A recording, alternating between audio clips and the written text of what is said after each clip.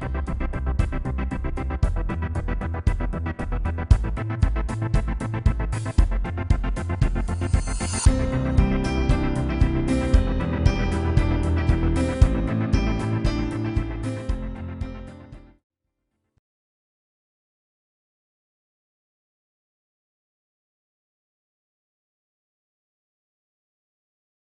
another episode of The Practice. Today we're going to talk about the Clark Development Corporation, and we have here no less than the President, Attorney Arthur Tugade. Welcome to the show, Attorney Tugade. Maraming salamat, Attorney, sa pangumbida nyo. Kinagagalak kong nandito ako sa programa nyo ngayong araw na to. Okay, Attorney Tugade, if I may address you, Attorney Tugade.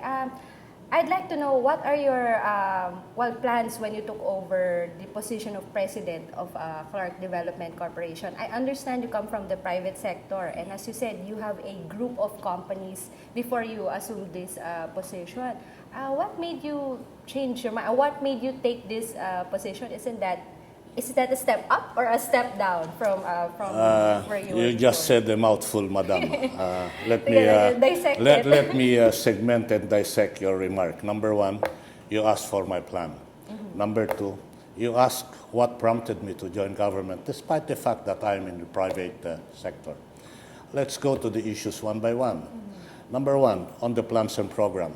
I did not have any single plan. I did not have any single program when I joined government, because I never thought that I will be joining the government, much less or much more the Clark Development Corporation.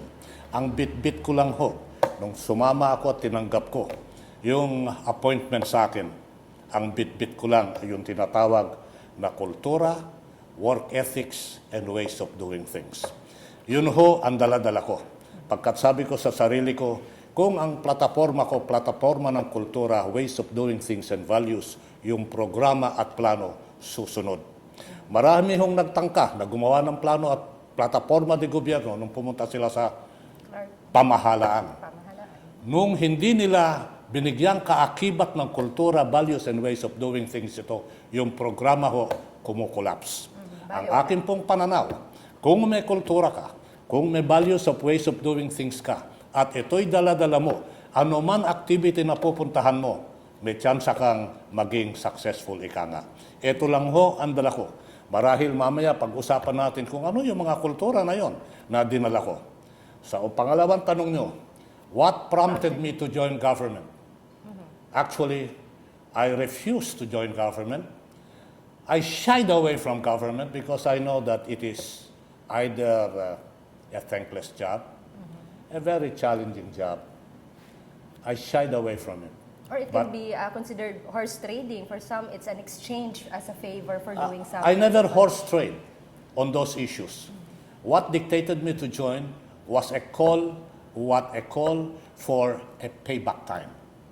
Naging mabait ho sa akin ng gobyerno, naging mabait ho sa akin itong bayan na to. Naging mabait ang aking mga kababayan. Kaya siguro sabi ko sa sarili ko, bagamat ako'y nakalukluk na sa sarili kong negosyo, panahon na upang magbigay ng konting panahon para sa gobyerno, para magbigay ng konting panahon para sa pamahalaan upang ikaw ay manukli sa kabutihan na natanggap mo. And I thought that in no moment of time in the history of the Republic, it was opportune time for me to join because meron ho tayong Pangulo na nagtalaga ng tinatawag na daang matuwid. Daang matuwid, ang sabi niya, walang mahirap kung walang kurap. Ako'y naniniwala sa platapormang ito. Sa kanyang history, sa kanyang pagkatao, ako'y naniniwala na siya ay totoo. Kaya ito ho siguro ang nagiging trigger mechanism na tinanggap ko yung assignment sa gobyerno. Pagkat meron akong pangulong pareho ang paninindigan sa akin. Yes. Pareho ang gustong gawin sa pamahalaan, payback time.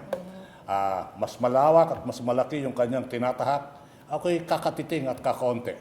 But in terms of commitment, in terms of values and culture, there is a similarity. That's why I accepted the position. There's an alignment. So you Yes, believe in ma'am. the President's vision, and you yourself, as you said, it's payback time. Makatulong ho ng kaunti. Makatulong ho ng konti. Kasi sabi ng Pangulo, I call on the good and well-meaning people to help me in this crusade and advocacy. I thought and I said to myself, siguro kinakatok ng presidente ang aking puso pagkat ako'y bagamat meron din mga pagkakamali nung nakaraan, well-meaning pa rin. Malapit na, nasa twilight ka na ng buhay, siguro dapat pag-isipan mo na yung tinatawag na payback time. Okay, so let me ask. So you did not apply for this job. You did not, as you said, you did not plan or dream or ever, for example, try to have soundbites to be in the media for Hindi this position. Hindi kayo ganon. Nananahimik ko ako sa negosyo ko. Kaya lang, meron din ako mga kaibigan at marami naman kaibigan sa gobyerno na well-meaning, committed sa values and kultura. Kinakalabit-kalabit ako, kinukurot-kurot ako at tinutulak-tulak ako na makiisa at pakisama. Hanggang dumating ang panahon, sabi ko, sige, sasama ako. You obviously came highly recommended for the president. It's a presidential appointment. Whether it is highly recommended, ma'am, I think that's not for me to answer. I think it is for the people that recommended me to answer. Okay, when you were appointed in a government-owned and controlled corporation, how is it different from running a private corporation? You have employees obviously who enjoy security of tenure, which have served past administrations and probably think that you're the leader who's sure, what should we say that you parang you're not the permanent leader. So Marami hong pagkakaiba. At kung iisa-isahin ko yung pagkakaiba ng pribadong negosyo sa gobyerno, baka kulang ang programa mo ngayon. Sasampulan ko na lang ho. Sige po. Ang pagkakaiba, una, istruktura. Okay? Sa gobyerno, bagamat meron ka ng magandang hangarin, marami kang dadaanan na proseso at istruktura. Kagaya ho nung tinatawag na Commission on Audit. Kagaya ho ng tinatawag na Office of the Corporate Government Council. They will test your acts. Kagaya ho ng mga kulturang istrukturang ombudsman at sandigan bayan. In addition to this, marami na ho nakalatag ng pamaraan at panuntunan na para bagang ang lahat ng kilos mo dapat ipakita mong beyond reproach. Sa pribado ho, diskarte. Meron kang freedom of choice. Meron kang freedom to deliberate. Meron kang freedom to decide. Bagamat sinasabi nila na sa gobyerno meron kang kaparehong freedom, nakabalot ka sa istruktura, nakabalot ka sa proseso na hindi mo nakikita sa pribado. Mabilis ang kilos mo sa pribado. Pagkat itong mga istrukturang ito, wala. Nababagalan ang kilos mo sa gobyerno pagkat yung mga istrukturang kagaya nito, panuntunan na mga nalahatan, kailangan sundan at panindigan mo. Yun ho ang malaking pagkakaiba. Pagkakaiba, for sure. Nabanggit nyo yung tinatawag na security of tenure. Tama ka ho dyan. Katakot-takot na dadaanan mo bago ka makatanggal ng isang tao. Meron kang admin com, meron kang proseso, meron kang civil service na dapat daanan mo. Hindi ko sinasabing mali. Hindi ko rin ho sinasabing tama. Ang sinasabi ko lang, ang pagkakaiba ng istrukturang ganito, it takes time before you can make a decision also on personnel movement. Opo. At malaking bagay po ang personnel. Sa akin ho, malaking bagay yan. Korporasyon. Pagkat ang kilos ng negosyo, ang kilos ng tinatawag na business is the element of time. Is the element of time. Ngayon po, yung po sa, let's go to the programs. As you said, you brought in ways of doing things and culture. At tama ho kayo doon kasi minsan compared to public figures or politicians, when they campaign, they have all these platforms, but everything collapses. Hindi nila nai-implement kasi yung ways of doing things, hindi sinusuportahan yung pong plataforma nila or vision nila. Hindi ko ho sinasabing wala silang culture, values, and ways of doing things. Siguro hindi naman na sa atin na dapat sabihin yon. Meron ho tayong mga politician na merong plataforma nung sila tumatakbo na may kaakibat na kultura. Marahil hindi napapalipad, hindi namamayagpag pagkat meron mga bagay-bagay na hindi natignan o hindi nakamtan na hindi naman natin alam. Kaya hindi naman natin pwedeng sabihin, hindi na mayagpag yan pagkat wala silang kultura. Dapat ho, pag-usapan natin yung akin na pwede kong ilahad sa iyo pagkat there will have to be ascendancy in what I say because I'm the one involved. Pag-usapan ho natin ang dala ho. Ano yung kultura? Simple lang ho. Ito ho yung kulturang bitbit at binibigyang buhay namin sa sarili kong negosyo. Pagkat ang negosyo ko ay kaakibat, ang pundasyon ay kultura and ways of doing things. Sabi ko sa aking mga kasamahan sa CDC nung ako'y nag-umpisa, kailangan ko ng kultura and ways of doing things. Sundan nyo itong mga bagay-bagay na sasabihin ko. Una, I want you to be punctual. On time. On time, ayaw ko nang nalilate. This is government service. Being late is not one of our options. If we are to waste anything, time is not one of them. You have to be punctual because kaakibat yan ng public service. Number 2, you have to learn how to smile. Okay? Okay. Marahil, marami ho, na-experience nyo na pupunta kayo sa gobyerno, sa mga bureaus, hindi ko naman linalahat. Opo. Karamihan. Para bang constipated, para bang may sakit ng tiyan, para bang masakit ng ulo. Pag ikaw nasa gobyerno, kung ikaw ay constipated o masakit ang ulo, kailangan marunong kang pakawalan yung ngiti na yan. Pagkat yung ngiti na yan will give them the comfort of dealing with you and dealing with the government. Okay? Meron ho ko mga panuntunan na sinasabi. Ang sinasabi ko, hindi pwede ang pwede na. Sabi ko, ang chismoso, pang kalaboso, ang intrigero, pang impyerno. Explain. Ang sabi ko, malasakit. Malasakit is a most beautiful word. That anything that beckons to thoughtfulness, that beckons to caring, that beckons to sharing, it is spelled out in that one Filipino word called malasakit. At ang ginagawa ko ho para ma-explain itong mga kultura at makibahagi itong kultura nito, itinali ko sa flag ceremony. Yung flag ceremony ho sa gobyerno, karamihan sa amin, nung ako yung umaaten, every Monday, papatugtog yung national anthem, nakaganyan ka. Meron kang katakot-takot na panunumpa sa kalikasan, panunumpa sa gobyerno, panunumpa bilang kawani. Marami. Binago ko ho yun. Sabi ko una, ang pambansang awit hindi pinapakinggan. Kaya nga inaawit yun. In fact, pag nanood ka, o napakinggan mo, sasabi, magsitayo tayo at pakinggan natin ang pambansang awit. Hindi naman sinasabing awitin natin ang pambansang awit. Hindi naman sinasabing pakinggan natin ang pambansang awit. So dapat awitin sa dapat pamamaraan. Binawal ko ho yung may background music. Para nadidinig niyo sila. Kailangan a cappella. A cappella. Para lahat kakanta. Para lahat kakanta. Okay? Wow, very good.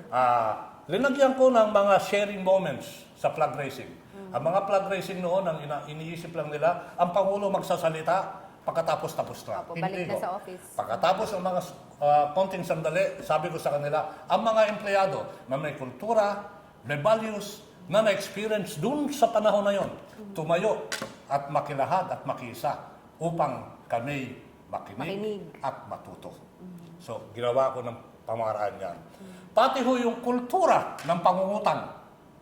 Ay, sa gobyerno, uso ang utangan eh. Piniprenda yung ATM, piniprenda yung ID. Makikita mo, bundol-bundol pupunta sa bangko. Pati ho yun, pinakialaman ko. Nagpabago ako ng ID, linagyan ko ng RFID para hindi na iutang.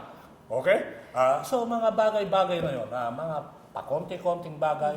But sabi ko, kung sasagwan tayo sa dagat, dala-dala natin itong kultura nito, makakadarating tayo sa gusto nating paroroonan. Ito ho yung kultura, ito ho yung values and ways of doing things na aking pinamulat at pinaremind sa mga tao na namulat naman sila. Ito po ba epektibo? Meron po ba yung effect o consequences? Meron po bang pagbabago? Oo. In fact, ang epektibo, titignan ho natin sa pinansyal. Okay? Sa kita. Ng korporasyon. Noong ako'y nag-assume ho ng posisyon sa CDC, inatagan po ako ng budget ng aking board. Bago pa lang ho ako, December 18 yon, na ang budget is mga 94 million thereabouts, NIBT, net income before tax. Tinapos ko ho yung taon ng 2013. Tinapos ko ho yan, 340 million NIBT. Okay? Wow, ang laki po. In other words, more than double. Dito ho, meron ho mga propriedades at mga ari-arian at mga lupain sa Clark na kinuha ng mga unang panahon na hindi naman nag-develop. Bumawi ho ako niyan. Nakabawi ho ako ng mga 25 hectares sa 12 months. In addition to the 25 hectares that was recovered, rinivive ko ang negosyo na yung mga nangangako, hindi naman natutuloy. Pinatuloy ko. Mga 21 projects ito. At lahat ho ito ay nagbunga ng mga more than 1 billion pesos in that 12 months on terms of committed investment. Pag nabuo ho ito, there will be an additional employment of around 10 to 12,000 additional. Tuloy na po. Pagkat meron ho mga nangyayari nung ako'y nag-umpisa, karamihan ng mga kontrata ron, ibibigay ang mga lupa na hindi naman magkakaroon ng firm commitment kung kailangan i-develop. So parang hawak lang po Parang hawak lang nila yung lupa. So para bagang nagkaroon ng tinatawag na land banking. Opo, Sabi ko, this is an economic free zone. Hindi land banking ang pinag-uusapan dito. This is realty development. Yung cash position ho, nung ako'y nag-assume ang cash position ng Clark Development Corporation, ay naglalaro between 800 million to 1 B. 1B. Okay? As of last week, ang cash position ho ng CDC, 2.1 billion. Double. Ito ho, sertipikado ng gobyerno ng placement certificates. Hindi ho magic. Hindi ho gawa-gawa lang. Hindi gawa-gawa. Hard at totoong cash. Ito ho ang mga nangyari dyan. Meron ho bang pagbabago? Oho. Meron ho umalis ng mga tao, nag-retire, natanggal. Total mga 50 people at 50 people lang wala ho akong pinalitan. Okay? Tuloy pa rin ang trabaho. Nung ako'y nag-assume, meron ho mga nag-retire at siguro masasabi kong pina-retire ko rin. Ang posisyon ng EVP, 2 vice presidente, isang assistant vice president, 2 general manager, 2 assistant general manager, nagpaalam, nagretirado. Hanggang ngayon ho, hindi ko pinapalitan. Tumatakbo pa rin Yung korporasyon, kahit wala po. ang proseso ng gobyerno. Dahil ho dito, nabawasan ho namin yung processing time na tinatawag. Yung processing time, isang problema ng mga negosyante, matagal ang proseso, matagal yung processing ng permit, matagal yung pag-aasikaso. Ang nangyari ho dito, in the 12 months, na-reduce ho namin from 30% to 50% ang actual processing time, in real time. Hindi pa ho tapos yan. Continuing ho yung improvements. Nagkaroon ng kultura yung tao. Nagkaroon ng processing time. Nagkaroon ng bagong polisiya.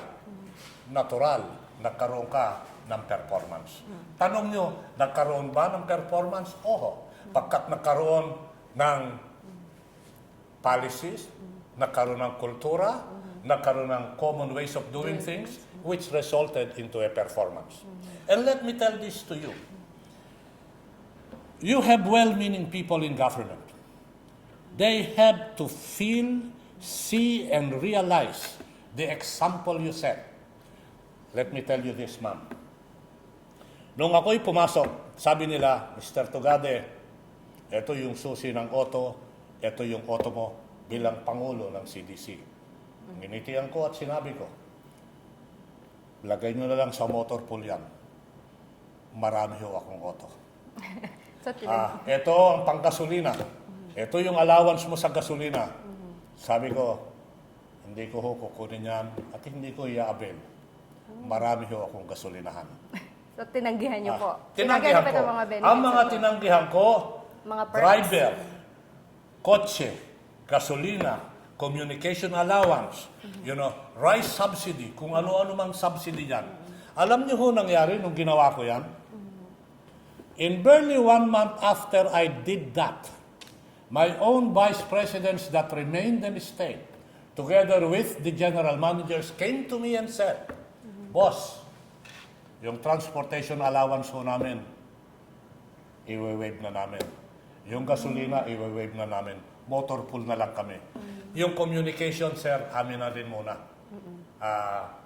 Anyway, dito lang naman kami nakatira sa Clark at pabahay din naman ng kumpanya yon. So nagbunga ng mabuti. Binawal ko ho yung lunch at dinner sa mga locators at sa mga nag-a-apply. At nakita naman ng aking mga kasamahan na kung ako'y kukumbidhin, ako'y disente at courteously humihindi. Mga regalo pinagbawal ko at any time of the day, at any day of the week, at any week of the month, at any months of the year. Bawal ang regalo. Walang hihingi, walang tatanggap. Madadali ang proseso. Many people found it queer. Many people sometimes found it OA. Ang mga mahalaga at magandang bagay ho, paminsan-minsan, nag-uumpisa sa tinatawag nilang queer at OA. Ngayon ho, nararamdaman nila na tama pala. Yung tinatawag nilang OA, tama pala.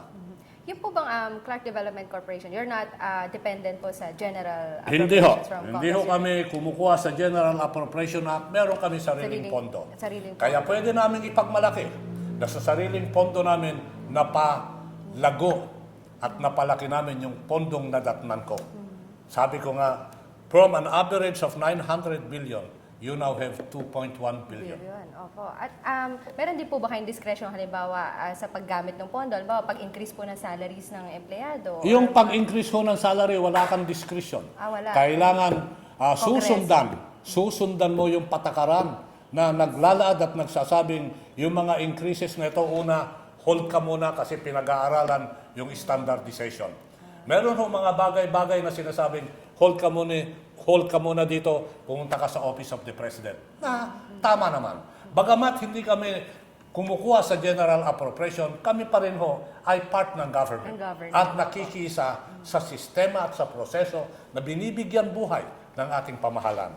Nung winave niyo po itong mga benefits na ito, hindi po kaya nagkaroon din ng, sabi niyo nga, some found it OA, tapos yung iba naman, parang queer. Wala naman pong nag-comment or nag-criticize, bakit mo ginagawa yan? Hindi naman ho nag-criticize. Para bang sinasabing, siguro baliw ka. Siguro mali ang ginagawa mo. Ang konsensya ko lang ho, ang gusto ko lang hong ipakita. Meron din mga tao na pumupunta sa gobyerno, ang hangarin ay hindi lamang yung perks. No? Yung perks. Ang hangarin ay hindi lamang yung kumita. At hindi lang ho ako isa. Maniwala ko hindi, Attorney Jane. Marami sa gobyerno ngayon na nagsasakripisyo. Hindi kumukuha ng perks. Bayan ang isip, bayan muna. Walang mahirap kung walang korap. Nasaan sila? Hindi nyo ini-interview ngayon. Ako lang ini-interview nyo. Yun lang ang pagkakaiba. Pero marami ho sa gobyerno niyan. Marami. Maniwala kayo sa akin. At nakakatawa po isipin pati yung sinasabi nyo, bawal ang lunch o dinner sa mga sa mga restaurant or sa offices ng locators kasi po mapaperceive yun na kinokorrupt pa to. Hindi ho. Ang kalaban ng public service, ang kalaban ng government service is perception. Hindi yung actual na corrupt ka. Yung perception na baka ka corrupt. At pagkatapos ng perception, ginagawa na nila ng judgment at conclusion. Sabi mo nga sa abogado, dapat non sequitur, it does not follow. Pero pagpasok mo sa gobyerno, yan ang kalaban mo. Kalaban mo yung perception. At lalo na po yung, kumbaga, ang laki pala ng assets din na minamanage o hinahawakan ng Clark Development Corporation. At sabi nyo nga dati, may land, parang land banking ang nangyayari. Hindi, ang lupain ho niyan, mas malaki pa sa Singapore. Yan, ng buong Clark? Ng buong Clark. Yung nasa ating jurisdiction, mga 2,400. Pag isama mo yung mga hindi pa na-develop, mga 31 hectares yan. Yung 2,400 hectares. Pagsama mo yun, isama mo yung airport na another 2,000. Di meron ka mga 36,000 hectares dyan na mas malaki pa sa ibang bayan at pati na Singapore. At saka gusto ko rin po yung sinabi ninyo na ito, mga parang naging idle land, may exclusivity yung mga developers dati. Hindi naman sila nag-develop. Kaya dapat binabawi mo. Oo, dapat binabawi. Lalo't higit ngayon na yung ekonomiya natin namamayagpag. Yung mga well-meaning locators, yung mga locators na gustong magpondo at magnegosyo rito, kailangan ng lupa. Yung mga hindi nagde-develop, kausapin mo sila. De-develop ka ba o hindi? Kung hindi, soli mo na.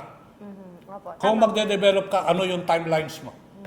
Opo, tama yun. Kesa naman, kasi ano nga development corporation nga at economic zone ang Clark. Tapos kumbaga po kung magiging idle lang po, edi bali wala po return sa ating lahat. Tama. Walang jobs created, walang economy, walang kakain doon sa paligid na yun, etc. So talagang kailangan po na, maganda po talaga yung ginagawa nyo. And to think na sabi nyo, 1 year and 6 months pa lang po kayo sa... And going po. And going, opo. At yung term nyo po is... Subject to the discretion of the President. So, no fixed term po. Pag tayo ho, kinamayan ng Presidente o binigyan ng nota na umalis, alis ho tayo. Kung sabi ng Presidente, tumuloy ka o hindi ka naman pinapaalis, tuloy-tuloy ka. You know? But ang posisyon ho dyan is subject to the discretion of the President. Kaya po, kailangan pala ang ina-appoint na president ng mga development corporations like Clark ay talagang, kumbaga, may tiwala ng... Marami hong mga tao sa gobyerno na ganyan ang pananaw. Hilig magsakripisyo, ginustong magsakripisyo, gustong ipakita yung commitment. Kaya nga lang, wala silang pribilehyo na nai-interview na kagaya ko ngayon. Pero marami ho sila dyan. Sige po. Pag ano po, iimbitahan din po natin sila para po pag-usapan natin sila. Dapat ho talaga, linalahad yung mga tao sa gobyerno na ang pag-iisip ay yung pag-iisip na gusto ng Pangulo along the tenets of Daang Matuwid. Opo. Okay. Panghuling katanungan na lang po, Attorney Tugade. Bakit po kailangan pumunta sa Clark? Bakit pumunta sa Clark? Pagkat may tao akong mga may kultura. Ngayon ho, aasikasuhin kayo. Pagkat may tao akong mga kultura, yung proseso napapabilis at napapaganda. Pagkat may tao at may polisiya ako na maganda, may engganyo kang magnegosyo. May engganyo kang magnegosyo pagkat the environment that is created is conducive to business. At higit sa lahat, kakaiba ho ang Clark. Ang Clark ho, ang sinasabi kong 7 to 10 minutes economic zone. Anong ibig sabihin? Pag kayo nakapasok na sa Clark, in 7 to 10 minutes, wherever you want to go, as a businessman, as a person, as a tourist, you can be in whatever destination you want in 7 to 10 minutes. Halimbawa, kung nasa Clark ka, gusto mong pumunta sa airport, in 7 to 10 minutes, nasa airport ka. Gusto mo ng hotel, nasa hotel ka. Gusto mo ng tourism spots and tourism places, nandoon ka in 7 to 10 minutes. Gusto mo ng BIR, gusto mo ng labor, in 7 to 10 minutes, nandoon ka. Wherever you are, if you are based in Clark, in 7 to 10 minutes, you are in the places where you want to go or where it matters in 7 to 10 minutes. Kaya nga ba sinasabi ko, ito ang economic zone na talagang ideal because in 7 to 10 minutes nandoon ka. Kung gusto mo, 7 to 10 minutes nandoon ka sa casino. 7 to 10 minutes nasa golf course ka. Alin economic zone sa Republika ng Pilipinas, sa Asia o sa buong mundo, na lahat yan nandoon in 7 to 10 minutes, they are all there sa Clark po. Sa Clark. Worldwide. Bigtingan mo ng konti, hakbangin mo ng konti. In 25 to 40 minutes, depende kung anong binibit-bit mo kargamento, nasa seaport ka ng Subic. In other words, Clark is conducive for business because of its people, because of its policies and processes, because of its landscape, and more importantly, because you can create what they call a supply chain community in Clark. And that is A1 good for business. Well, congratulations for doing what you're doing for our country and also for Clark. I think we need to give a pat on the back for everyone in government, as you said, na bayan. Thank you very much, Attorney Tugade, for guesting today. That wraps up another episode of The Practice. Join us again next week for another edition. Thank you for watching. Thank you, ma'am. Thank you. Thank you.